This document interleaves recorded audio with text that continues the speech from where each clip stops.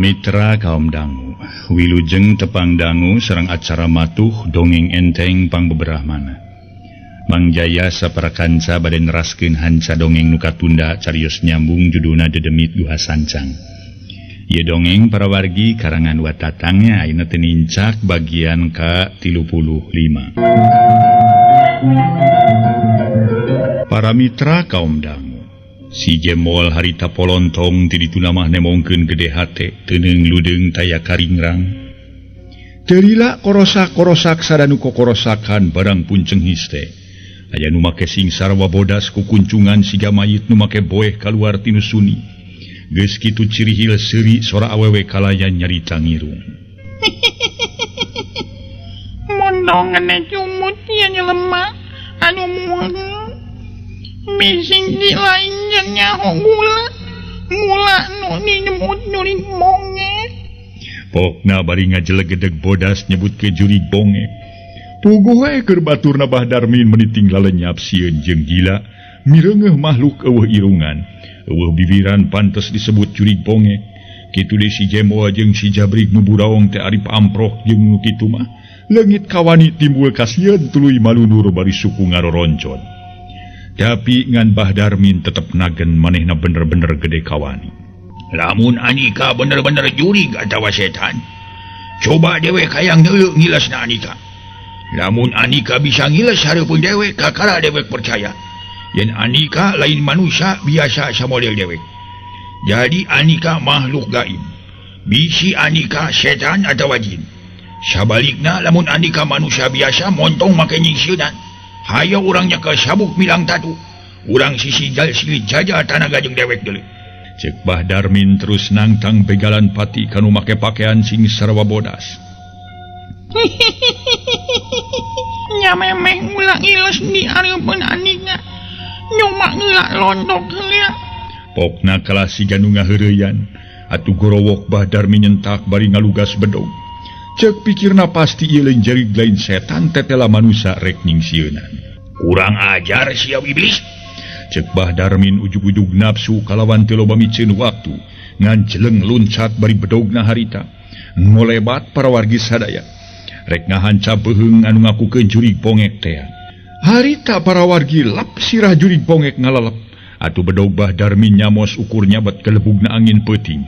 Jeleng Bah Darmin luncat ka belah kenca bari bedogna teu antepan ngolebati gigir maksud rek ngahancat cangkeng. Jeleng jurig bongek ngajaul bari leungeun katuhu rek ngajambak. Ngan oro kaya sasat Bah Darmin oge teu eleh rancingeus. Harita gentak ngarengkog terus ngadoyongkeun awak ka belah katuhu. Clek jurig bongek teh napak deui kana taneuh. Hiuk sukuna rek nyikat teu beungeut Bah Darmin. Rengkog Bah Darmin ngarengkog sedang peuleup kenca Bah Darmin anu keker di emat ngahanca iga burung. Jarijeg jurig bongek rada ngajarijeg ka gigir. Kitu deui bedog Bah Darmin nyuruntul rek niruk beuteung. Ngan hanyakal batan hasil kalah kaseueul kana hate. Harita congo bedog nyamos ku kakesitan jurig bongek ngejat ka beula katuhu. Bari jeung kitu suku jurig bongek kesit rek malas ngajejek cangkeng Bah Darmin. Ngan oro kaya sasat Bah Darmin lain jalma atah pangabisa ipis pangarti. Rikat ngarengkog bareng jeung ngejatna suku anu kenca ka tukang. Leungeun kenca ngabanting puhu pingping. Dek cerete jurig bongek ngajerete. Keur kitu disusul tepus bedog Bah Darmin ngubeng dina siraheunana buklap.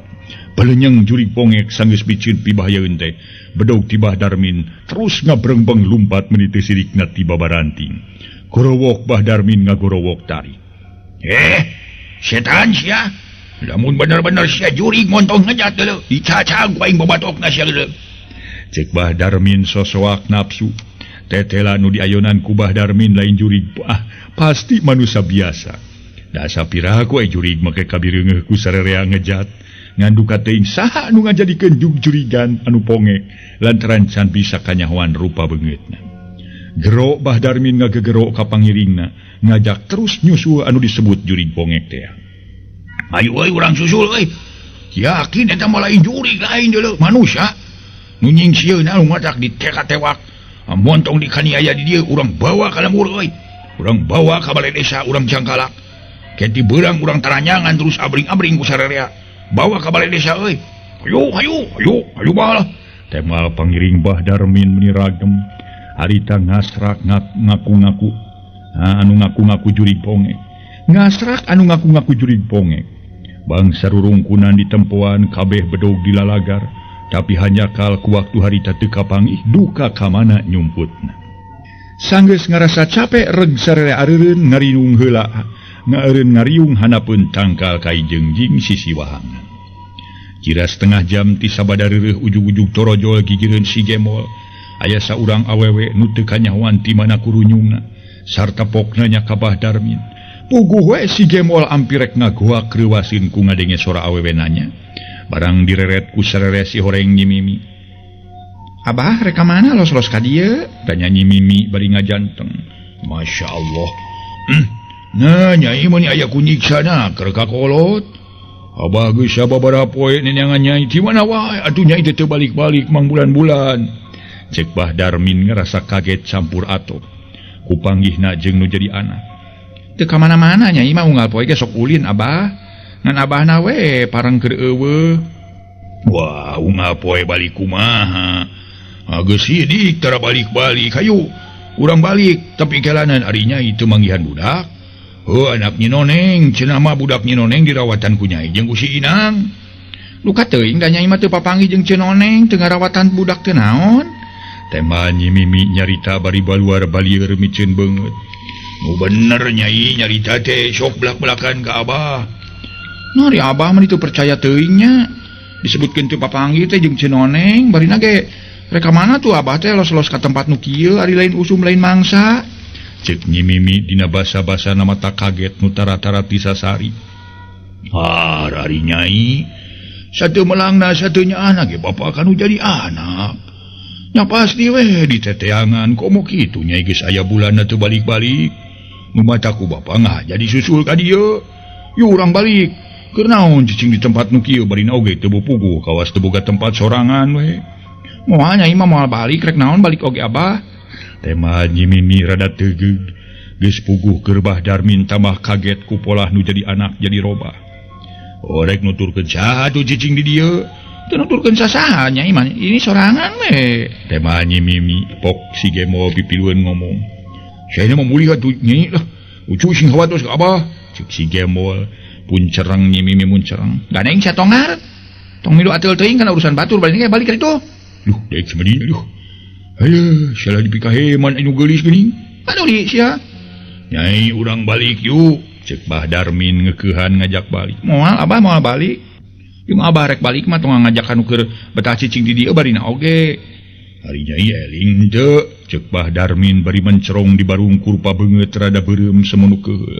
katanya teuing Abah jungjung ka ditu rek balik mah barina oge rek ngagugu moal nya gusur Gemol Jabrik gusur euy cek Bahdarmin marentah kasih Jabrik jeung kasih Gemol nitah ngagusur Nyimimi sok geura galusur ari wani mah san wani nyampeurkeun diseget sia baheula beheungna ku aing hayo maju sia tongar begek sia cek Nyimimi bari rutret kasih Jabrik jeung kasih Gemol atuh nu direret batan wani ngadeuketan mah kalah ka meleunur ngarasa sieun nyai ulah kitu Abah teh bener-bener mikanya mika berat ka nyai Abah boga anak lintang di nyai sorangan nam urang balik ku Abah ge da moal burung moal ku kumaha cek Bahdarmin ngaleuleuyan nu dipalar Nyimimi sadar daek balik tapi keur Nyimimi bata nurut kalah ka ngabalieur terus nongongan kojengkang Bahdarmin ngadeuketan sarta pok nyarita bari ngarampa kana tak-takna na atuh kakarage Bahdarmin nyekel kana tak-tak ujug-ujug kilap Nyimimi malih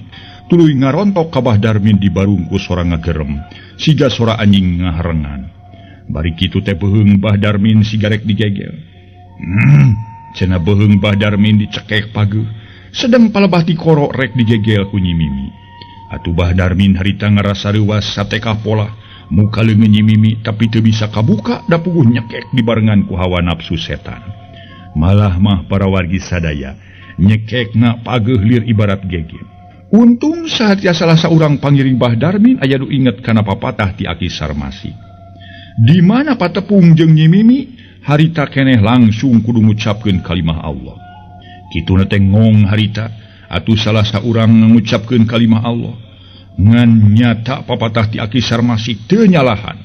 Harita Nyi Mimi geus sagep-gepeun ngegel beheung Bah Darmin, terjadi samalah mengpekan ceuli bari panon peureum awak pupurungkutan si ganusieun sabada ngadenge anu ngucapkeun taun. Geus kitu leungeun Nyi Mimi duanana pada nyarekelan rada diparieuskeun ka tukang rakatak ditalian ku beubeur. Astagfirullahalazim, la ilaha illallah Muhammad Rasulullah. Nyaan kasaningan ku setan teh euy, loga lusur euy. Cek Bah Darmin bari huntu ti kakareket nafsu. Harita teh ka setan nu ngaraga sukma ka Nyi Mimi. Najis ya najis. Aing mah teu geunah geus teu betah di gegelo sia. Geus betah di dieu, montong dibawa aing sia burung. Mung aing mah mung liu ka sia aing. Mung aing mah. Cek Nyi Mimi jejeritan satuluyna seuri siga nu ngeunah ciciri hilan. Mung kumaha sia setan iblis ya. Temal Bah Darmin nafsu. Harita tuluy Bah Darmin gegeryeman. Durug-dug Nyi Mimi digusur kuduaan sanggeus tepi ka sisi walungan aya nu aya rakit. Reg areureun lantaran si Gemol narik heula rakit dikasisikeun. Kalacat arunggah kana rakit bari jelema nu tiluan mah pada nyarekelan. Leungeun Nyi Mimi harita teh pada nyakelan leungeun Nyi Mimi lantaran sieun luncat kana walungan.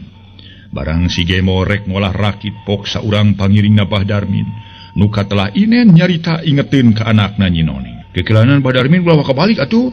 Hari itu anak Cinoneng kumaha tuh? Mangkaring tadi cek Cinoneng ipat-ipatan pisan di mana anakna kapanggih minta dipangmawakeun kitu. Aduh heunya. Hari balik deui geus jauh, hari teu dipangyangankeun kumaha karunya euy. Cek Bah Darmin ngarasa bingung. Kitu kumaha kieu kumaha. Gampang nyangan anak Cinoneng mah Bah. Ayo urang meuntas heula Bah, keun ge saranyat ka peuntas kakar balik deui. Nyangan anak Cinoneng sambung si Jabrik. Oh atuh peuntaskeun heula euy. Cek Bah Darmin geus kitu mah geuleuyeung rakit dipajukeun ku si Gemol. Make awi pangolah nu teu sakumaha lila tarpi deui ka sisi kalacat sarerea hanyat ka darat. Taina euy saha kira-kirana nu ridho mangneangankeun anak Nyi Noneng?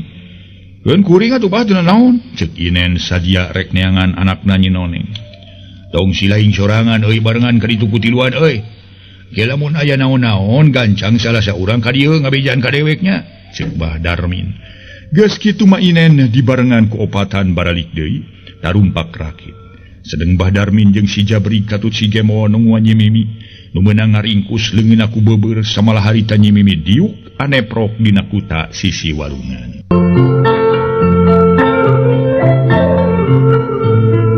Para mitra sadaya teu kacaturkeun dina waktuna Inen jeung baturna opatan mareuntas walungan. Caturkeun geus ngasrak neneangan anakna Nyi Noneng. Breh ku sararea katingali aya hiji imah nengang kalingkung ku rupa-rupa tatangkalan. Pok Inen nyarita setengah haharewosan bari ngarandeg. Moh budak disumbutkeun di imah ieu kitu? Teuing atuh cobaan urang unggah tuh. Temal omo kalawan teu loba nu dipikir deui. Harita Inen jeung batur-baturna arunggah katepas, nu kabeneran pantona rada muka. Atuh berai ku Inen dibuka bari bedog geus dilalugas. Barang arasup ka tengah imah ujug-ujug gurutuk di kamar aya saurang lalaki keluar terus luncat kana jandela. Saha sileng ha? Gerona Inen tarik tapi nu digertak teu ngareret-reret acan. Terus ngaberengbeng mabur sedeng Inen jeung baturna teu pati sirih kana rupa anu lumpat teh. Budak euy kuduan euy. Mandong diberi komo bising mancing. Tu budak bawa tuh. Cek Inen bari nunjuk ka budak tayalian anak Nyi Noneng nu keur sare ngagebrak.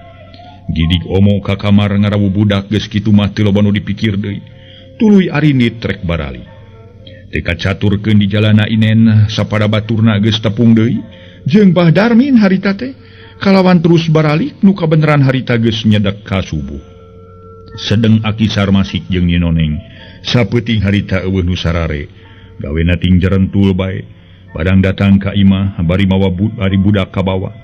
Ujug-ujug gubrak bae Nyi Noneng ngarontok. Gabrug punten. Sanes gubrak gabrug punten dibalik para wargi. Mang Jaya nu lepat imah ye. Ujug-ujug gabrug bae Nyi Noneng ngarontok anakna tuluy diceungceurikan. Dia dilak panon Nyi Mimi harita duluk dilak ka Nyi Noneng siga nu gemeseun akar. Sigana lamun leungeun Nyi Mimi teh diringkus makana pasti Nyi Noneng dirontokna. Kumaha euy saralamat sararea? Cek Aki Sarmasik mungaran tumanya. Bari ngareret ka Nyi Mimi nu keur merengut bari panon mah mureleng ka Nyi Noneng nu keur ngalahun budak. Alhamdulillah Aki sadayana ge saralamat. Temal Bah Darmin bari nutupkeun panto. Oh, syukur ari saralamet mah. Ongkohan ku aki ge dibantu kudu ha. Ari nyai tas di mana wae atuh ieu teh? Cek Aki Sarmasik tuluy nanya leuleuy ka Nyi Mimi. Tapi nu ditanya mah boro-boro kanemalan malah ngadilak. Serengeh Aki Sarmasik seuri taksiran geus nyaho Nyi Mimi teh teu sadar. Jelas nama masih kasandingan keneh ku setan. Ragamang Aki Sarmasik ngarampa kana tak-tak Nyi Mimi. Gurubug Nyi Mimi ngagurubug bari nyorongot. Ngajedaog sa Ki Gelo. Ki burung sia mantong ngarampa awak aing geuleuh. Panas lah. Halik bari nage nyingkas sia ka ditu. Aing rek balik deui deuleuh. Cek Nyi Mimi basa-basana meuni kasar garihal. Ari rek balik ka mana geulis ucu. Kapan imahnya teh di dieu? Di baheula oge teu pindah-pindah. Nah ini mah aing bari nage. Kegelanan Aki rek nanya ka Nyai. Ari Nyai teh lain Nyi Mimi teh ha? Heuh aing si Mimi. Tema Nyi Mimi tegeug bari budina kuraweun. Moal nya Nyi Mimi boga adat kitu jeung mung cicing di imah. Na teu karunya kanu jadi bapa neneangan Nyai Mang Mulan malen. Papa aing mah geus paeh deuleuh, geus dihakan ku jurig pongnek. Geus dikorobot beheungna, geura leupaskeun aing mah si anu gelo sia. Aing lapar hayang nginum sia. Hayang nginum madu tina beheung jalma aing mah. A'udzubillahi min zalik. Astagfirullahalazim. Allahu akbar. Allahu akbar. La haula wala quwata illa billah. Ampun, aing montong harap celi aing sia gelo, celi aing mah panas ya panas. Cek Nyi Mimi meuni teu sirikna jejeritan. Bari awak pupurungkutan ku ngadenge ucapan ti Aki Sarmasik. Kitu teh jadi tetela sieunneun ku kalimah Allah. Anu memang nya kasieunna jurig atawa setan teh ku kalimah Allah. Para wargi sadaya setan memang aya ti baheulana kitu. Kitu para mitra. Setan diparintahkeun nyaeta hartos nama kudu sumujud ka Adam nu diciptakeun ku Allah. Namung teu daekeun eta setan mah kulantaran ngarasa manehna leuwih kawasa kitu. Jadi memang diwenangkeun ngaganggu ka umat manusia. Tapi para wargi sadaya kajal minu iman mah setan ge moal kiat. Janten hartos nama setan ngaganggu teh kajal minu kirang iman. Kaimananana ipis. Atanapi ipis iman teh anu kandel imana mah moal tiasa diganggu ku setan. Insyaallah para wargi moal tiasa diganggu ku setan. Kitu nu mawida cenah setan teh sumaramah cenah kitu. Disebatkeun sumaramah. Sami sareng ngocorna getih nu aya di awak urang. Salilana ngaganggu ka urang, salilana umajak ka urang kana jalan teu beres. Ngangsonan ngeleketek wah ngabibit teh eta tugas setan.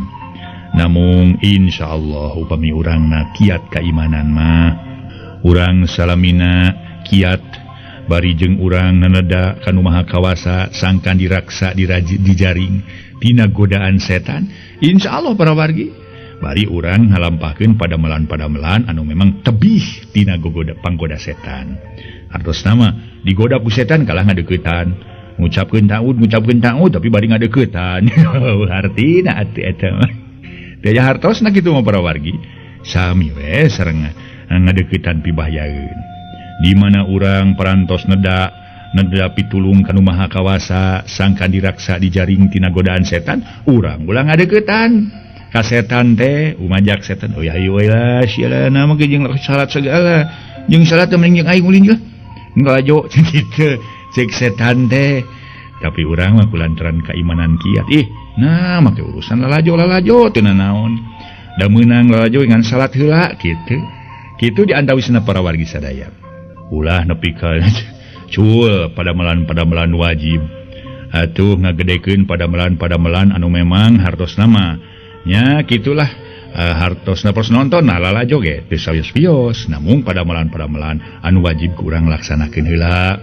Ulah cul pagawean salat, ulah cul pagawean kana ibadah sanesna ngagedekeun kana lalajo.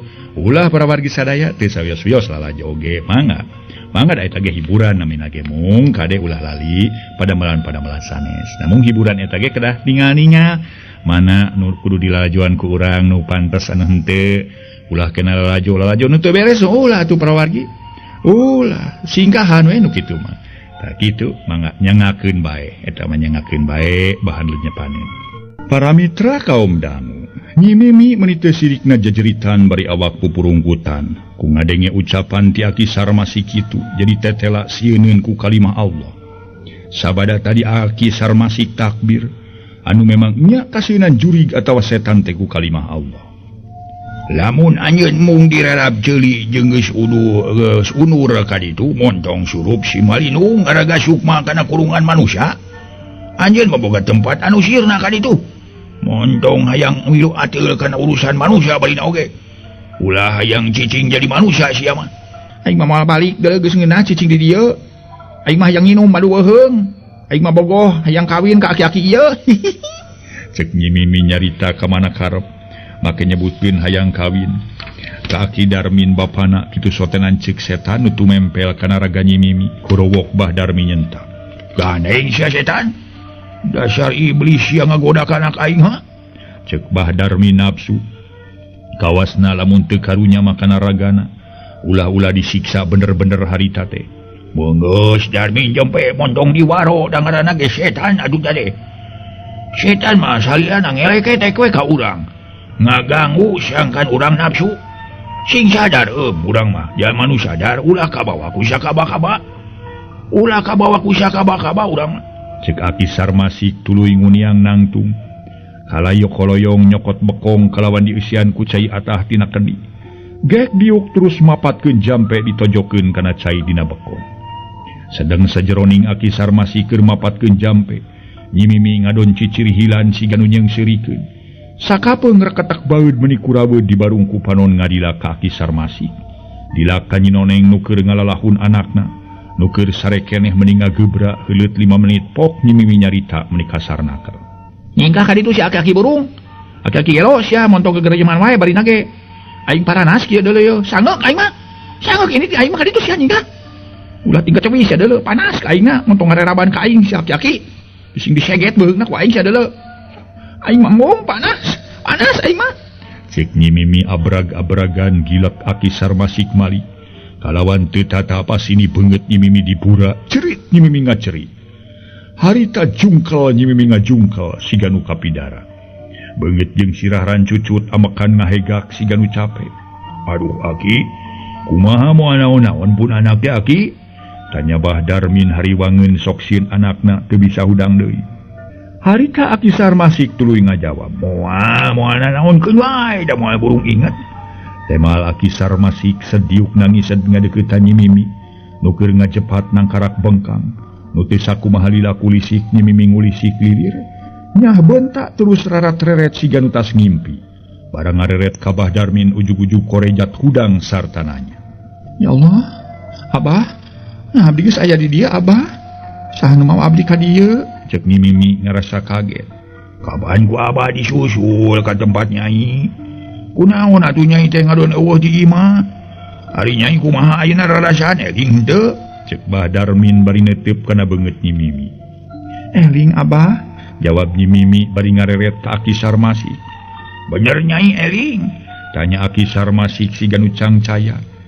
Leres emut Aki, kunaon beungeut sareng sirah abdi meni baraseuh? Lamun Nyai geus eling, cing ngucapkeun istighfar, tuluy taun jadinya. Tiasa Aki. Cing sok ucapkeun istighfar. Astagfirullahaladzim. Auzubillahi minasyaitonirrajim. Cek Nyi Mimi meuni tatag ngucapkeun istighfar tuluy taun. Tah, ayeuna kirek tumanya ka Nyai. Ari Nyai sakitu lilana teu balik-balik teh tas di mana? Jeung saha Nyai aya di tempat teh? Tuk kida mung raraosan abdi mah aya nu nyanyanak teh ku dua jalmi. Di antawisna ku saurang pameget sareng saurang istri. Ari cicing di tempat jeung saha? Sareng Kang Inang. Ngalampakeun naon bae Inang ka salira ka Nyai teh? Salira di tempat eta? Tanya Aki Sarmasik beuki talete sedeng Bah Darmin jeung nu sejena. Ukur ting palencerong kana beungeut Nyi Mimi. Teu ngalampahkeun naon-naon Aki jalaran Kang Inang sumpingna sawaktos-waktos mung abdi we nyalira. Cek Nyi Mimi satarabasna geus kitu pok Bah Darmi nyambungan tumanya. Lain Nyai sajabana ti si Inang teh sok aya saha bae. Sok aya pameget tengah tubuh. Saha ngaranna jeung di mana padumukanana? Duka urang mana-mana nama sang jenengan oge teu terang. Mung satiap aya pameget tengah tubuh teh abdi sok ngadadak asa pararoek ditinggalian. Ninga jalmi teh katawisna sapertos ninga tuangeun anu matak uruy, cek Nyi Mimi. Geus aya katerangan kitu mah jep sararea jarempe. Eueuh nu ngomong sakemek-kemek acan. Ari Aki Sarmasik harita gawena melenguk wae bari sirah ungut-unggutan. Nu teu karasa nyerelekna waktu harita geus raya-rayan caang, atuh kabeh pada baralik sewang-sewangan kitu deui Nyi Noneng sanggeus nganuhunkeun ka Bah Darmin jeung ka Aki Sarmasik tina perkara anakna bisa katulungan kalawan salamet, tuluy we pamitan barali. Kitu deui Aki Sarmasik balik tapi keur Bah Darmin mah samemeh Aki Sarmasik balik teh make menta dibekelan rek maluruh inang lantaran ngarasa teu geunah ku perkara nu jadi anak dibabawa teu pupuguh bari dititah nganiaya jalma.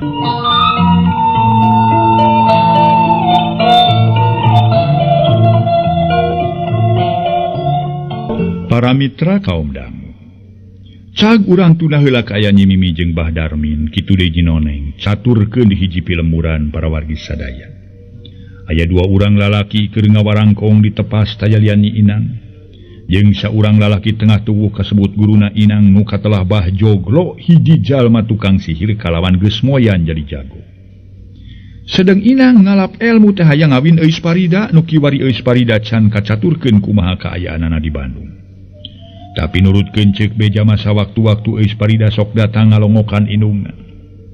Harita kaayaan Inang bangun anu nguyungna keur sanggeus Nyi Mimi eueuh teh. Lantaran Nyi Mimi anu dipake anelan pikeun ngolo-ngolo Eus Parida. Kumaha atuh nyoba ari Nyi Mimi teu aya mah mangkaning nu diandalkeun ku abdi teh Nyi Mimi. Kamu milarian jenengan Eus Parida teh. Oh, eta nu penting. Nu penting tadi amrok jeung ujang di sada teh. Tanya Bah Joglo bari neuteub kana beungeut Inang. Oh, no tegas pisan mah Bah Darmin nya tara mana Nyi Mimi teh ya. Nah, jeung ngayakeun perlawanan gitu. Kangaran si Darmin? Kantenan we ngayakeun perlawanan mong abdina teu kiat jaran Bah Darmin teh. Sasat awong-awongan tilas jawara teh atuh. Alah sumun nyarita teh meuni tarik awong-awongan. Da santeuna tilas jawara mah atuh. Kangge salemur anjeunna mah teu aya duana atuh nu luhur pangartosna teh. Ari katami-tami numutkeun sanggem wartos mah ngaguruna teh ka Aki Sarmasik. Eta pantaran kumaha guruna si Darmin teh?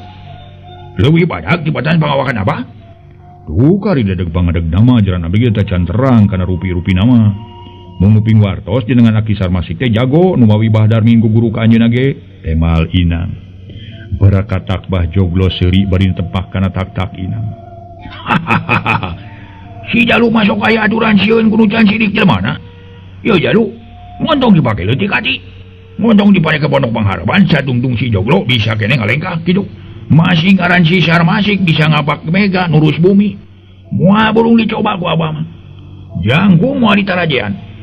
Sebab abah ti leutik nepi ka ayeuna geus cetuk kuis. Can ngalaman patunang di pakalangan. Teu beuyang di ayonan ku jalan lain, lahir ku jalan batin di ayonanana. Dikira abah can bareg gitu notok-notokeun tina jelema. Hah? Cing abah rek nanya kana ka ujang. Saha jeung urang mana jelmana? Nu bisa ngemat bangsa setan, bangsa jurig, bangsa siluman. Jurig jarian ditempelkeun ka jelema. Saha nu bisa ngahudangkeun rorongkong tina jero kuburan? Lamun aya jelema nu bisa kitu samodel abah, lamun lalaki geus kolot, rek di aku bapak. Lamun ngora keneh, di aku adi. Cek Bah Joglo meuni asa reueus boga pangarti nu luhung. Agul ku payung butut cek paribasana. Memangnya Bah Joglo eueuh duana nu luhung elmuna bisa nyihir jalma. Oh, manawi pangemut abdi mah teu acan aya menakan luhur elmuna saurus abah mah. Heuh. Lamun ujang percaya ka abah kitu oge, tong make jeung leutik hate. Keun ngaran si Sarmasik jeung ngaran si Darmin ku abah urang layanan jalmana. Ke di mana ngaran si Sarmasik jeung si Darmin geus ngababatang? Tadi dinya kakara anu dipikayang ku ujang ngaran yang Parida. Moal burung bisa kaboyong atuh. Pami abah aya kasanggeman kitu mah tuh engalkeun jenengan Sarmasik sareng Bah Darmin teh ala ku abah. Gampang. Wakas nasib.